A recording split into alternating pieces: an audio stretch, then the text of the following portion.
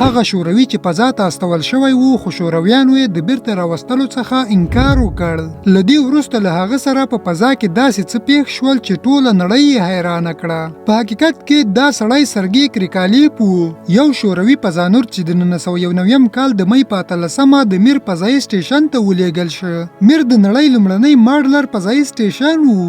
لږ وخت وروسته د شوروي اتحاد په تاریخ کې داسې څه پیښ شول چې هیڅ چا یې تمه نه لرله. په 1991 کال شوروي اتحاد ورو ورو د ړنګېدو په حال کې وو او د هماغه کال تر ډسمبر پورې په بشپړه توګه ړنګ او د نړۍ له نقشې څخه ورک شو.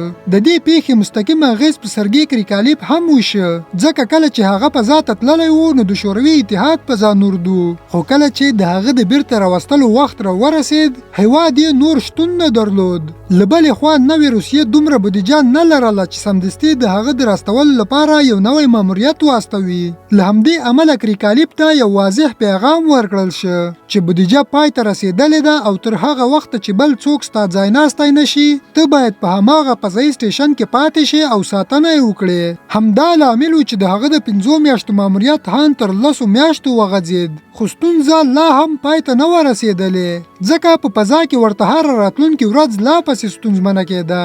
بالاخره د 1992 کال د مارچ په 25مه له 311 ورځو وروسته له فضا څخه ځمکې ته راستون شو، خو په داسې حال کې چې فضا ته د شوروي اتحاد د یوه وګړي په توګه تللی و، خو بیرته د یوې نوې روسیې د یوه وګړي په توګه راستون شو.